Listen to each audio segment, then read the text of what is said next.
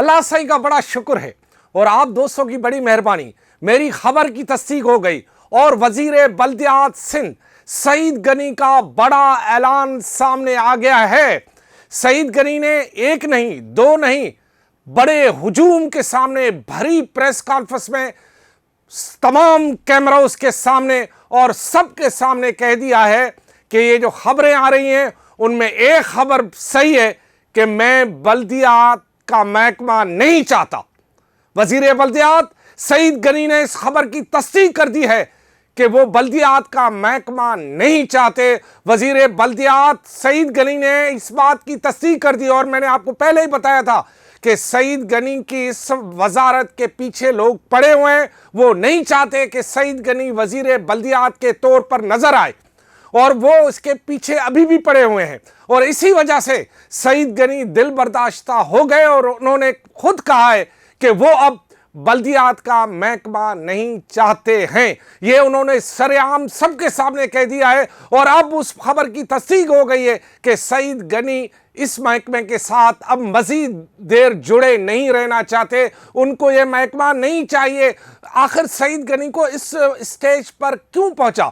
कौन चाहता है कि वजारत उसके पास ना हो? कौन चाहता है कि उसके पास झंडा लगा हुआ ना हो? कौन चाहता है कि वो काबीना में ना बैठे? वजीर बल्दियात जो कि बहुत बड़ा बल्दियात है, महकमा तो बहुत बड़ा है, लेकिन उसका हिस्सा बहुत छोटा सईद गनी के पास है क्योंकि इस वजीर बल्दियात के होते हुए महकमा बल्दियात को चला रहे हैं सिस्टम वाले, जिसकी वजह से सईद गनी दिल बर्दाश्ता हो गए और उन्होंने चेयरमैन पाकिस्तान पीपल्स पार्टी को भी सब कुछ बता दिया है कि जी मेरे महकमे में जो मसाइल हैं वो क्या हैं। उन्होंने इस बात की भी तस्दीक कर दी है कि उन्होंने पाकिस्तान पीपल्स पार्टी के चेयरमैन बिलावल भुट्टो जरदारी को अदी फरियाल के सामने सब कुछ बता दिया कि उसके महकमे में क्या क्या मसाइल हैं और वो किन किन मसाइल का सामना कर रहे हैं।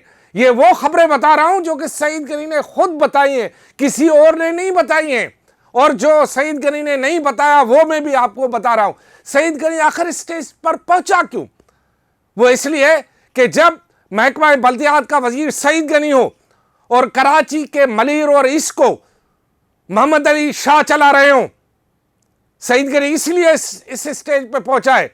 जब दो जिले मोहम्मद अली शाह चला रहा हो, जब वेस्ट पूरे का पूरा अली हसन जहरी चला रहा हो, इसी वजह से सईद गनी यहां पहुंचा है। जब सेंटर में कोई मुदाखलत नहीं कर सकता, सईद गनी मुदाखलत नहीं कर सकते कि पूरा का पूरा सेंटर जो है वो डॉक्टर आसिम के सिवा परिंदा पर नहीं मार सकता पार्टी के अंदर जो है, सईद गनी इसलिए इस स्टेज पर पहुंचा है।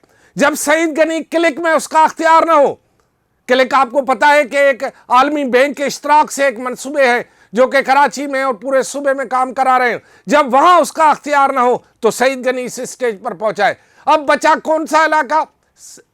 आपका बचा है साउथ। अब साउथ जो है वहां तो 70% जो है कंटोनमेंट है और 30% पे साउथ पे क्या करेगा एक सईद गनी? तो सईद गनी इसी वजह से यहां पहुंचा है और अब खुद सईद गनी ने सरेआम सबके सामने खुले अल्फाज में यह कहा है कि मुझसे किसी ने पूछा इन खबरों के बारे में तो मैंने कहा कि एक खबर सच्ची है कि मैं बल्दियात नहीं चाहता और सईद गनी बल्दियात नहीं चाहते और सईद गनी कह रहे हैं अब खुद भी कि मुझे बल्दियात नहीं चाहिए। क्यों नहीं चाहिए? मैंने बता दिया कि क्यों उन्हें बल्दियात नहीं चाहिए। और सईद गनी की इस ऐलान के बाद अब कोई भी बात ढकी छुपी नहीं रही है। सईद गनी की चेयरमैन पाकिस्तान पीपल्स पार्टी से मुलाकात के बाद अब कोई राज नहीं रहा, अब कोई बात बची नहीं है इस पूरे कहानी में और अब सब पत्ते सईद गनी ने खोल के सामने रख दिए। ताश की तरह यक्की दुक्की रानी बादशाह सब कुछ रख दिया और कहा कि मेरे महकमे में कौन कौन किस तरह के मसाइल पैदा कर रहा है। मैं आपको सईद गनी की वो जो जिसमें अब वो मैं आपको क्लिप नहीं सुना रहा जो कि उन्होंने सरेआम सारी प्रेस कॉन्फ्रेंस में कहा है कि इसमें एक खबर सच्ची है कि मैं बल्दियात नहीं चाहता, लेकिन वो तो अब सबको मीडिया में आ गई है, वो आ रही होगी, अब कल वो हेडलाइनें में बनेगी अगर समझदार लोग हों।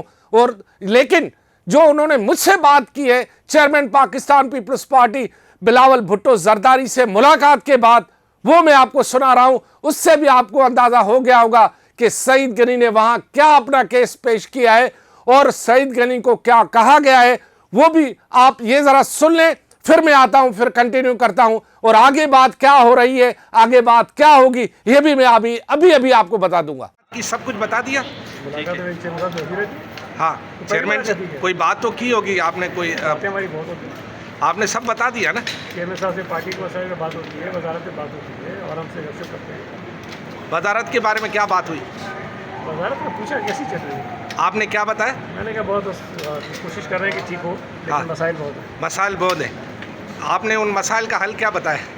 मसाइल का हल इंशाअल्लाह हो जाएगा। चेयरमैन मसाइल का हल करेगा या आप ही करेंगे? यार मिलजुल के सारे काम हैं। और जो रुकावटें हैं, कोई रुकावटें नहीं है। मसाइल तो है। मसाइल है, रुकावटें कोई नहीं। अच्छा, मसाइल है। हाँ, मसाले किसमें नहीं है? तुम्हारे घर में नहीं है? वो तो हर जगह है।